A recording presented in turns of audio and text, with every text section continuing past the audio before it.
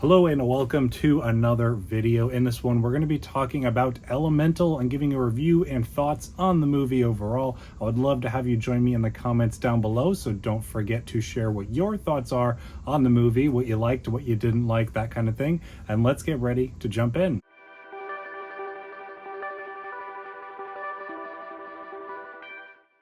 Elemental was a very highly anticipated movie for me for this year. I think it was in my top 10 anticipated, actually, and I did not have a chance to get out to see it in the theaters, which now, having seen it, I really regret even more, but it did get added to Disney Plus in the recent weeks or month or so, and so I finally had the chance to watch it and wanted to share my thoughts on the movie. So it has been a few years since I've truly loved a Pixar movie, I think. Thinking back on Soul or Onward, I think, are some of the more recent ones that I've loved, but it's been a while since those ones, so I needed something to really latch onto, and this one definitely filled that gap for me. This movie is filled with creativity and imaginative detail. The work that went into the world building of it, the character design, and just all these different aspects of the film really truly show, as much as we come to expect such beautiful detail and artwork from Pixar, it's always nice to just take an extra appreciation for that when experiencing a movie for the first time from them. Using elements as characters and then the world that they build is just endlessly interesting to me. I was always looking in the corners of the screen, the backgrounds of a shot or a sequence, just to see those extra little details that the artists would have put in, just stuff that you would almost not notice with the normal eye, but taking that extra second to take a look at that detail and see the work that they put in of, okay, this area is developed by this element, so what kind of fun can we have with that creatively? So I absolutely loved the animation for it. Like I said, it's something we've come to expect from Pixar, but you always got to take that extra appreciation for it because they really put the work in on this one. Now, I mentioned Soul, and similar to Soul, I think this story has a bit more of a mature story to it. Maybe not to the high that is Soul, that I think Soul is barely even a kid's movie.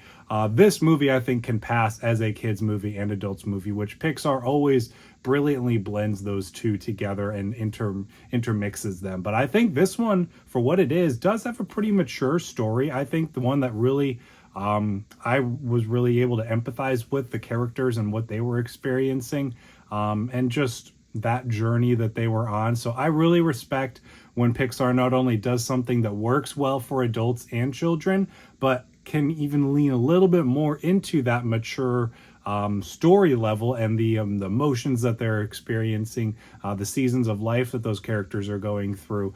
I think it really works really well in this one, and it's another really good blend of that. It does tell a powerful story of family, love, responsibility, and pursuing your passion, and I loved those themes that this movie focuses on throughout. Now, with that, it can become a little predictable at times, not necessarily formulaic, but it is a not straightforward, but in that direction story where you know kind of the beats that they have to hit along the way. But nonetheless, those special little intimate moments between a couple of characters or a few family members or even just complete strangers, those really add in together to the world building of the story and just the depth and emotional investment that we have as a viewer experiencing this character's story. And speaking of characters, Wade and Ember, the main characters for this movie, have amazing dynamics, both between the two of them as well as each of their individual families. They're very different as being different elements, Wade being water and Ember being fire. So obviously there's issues that can arise with that based on the literal what they are, but it's really cool seeing those different dynamics of the two different sides of their families and then how those things mesh, how those things clash, all of those different things. I think it works really well. I know the director said that he wanted to play with stereotypes and some kinds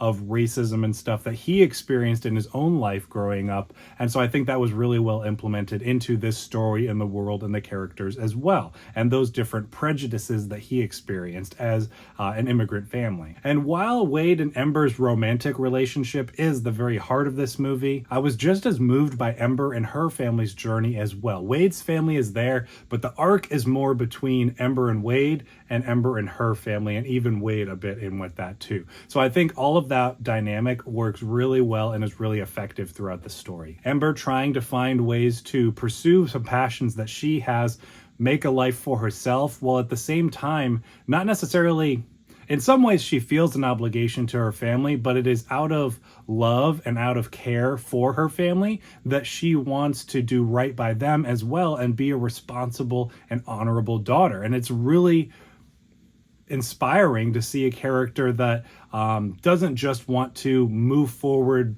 blaze her own trail, but respects what her parents have done, what her parents have gone through, and wants to kind of pay it back to them and thank them for what they did to help raise her, while also pursuing her own interests and her own dreams. So I really love that overall story between those different characters throughout. We definitely have strong performances all around. A bit of the cast I recognize the voices of, and some others I did not, but nonetheless, we got solid performances all around. And then we also had great direction from Peter Sohn. I would love to see what he will continue to do as a director. I watched the documentary that's kind of a companion to this one called Good Chemistry, the Story of Elemental. And it is basically him walking you through his creative process for this movie, how his own personal experience and life inspired the journey of the characters for this movie, as I hinted at with him being from an immigrant family. And I think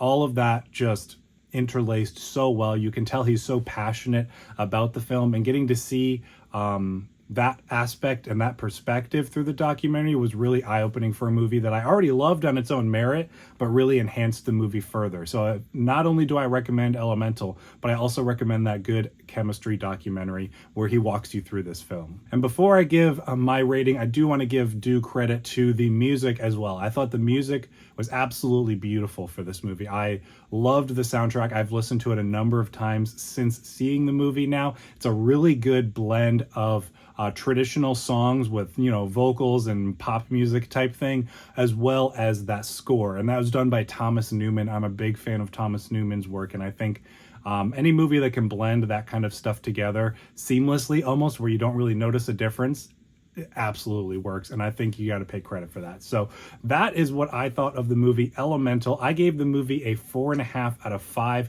stars. I would love to hear your thoughts on the movie in the comments below, whether you liked it, whether you didn't like it, or you absolutely loved it like me. I can see this movie in the future becoming a 5 out of 5 for me, despite, a couple of the minor issues and nitpicks that I had with the movie. So thank you for sticking around to the end of this video. I will see you in the next one.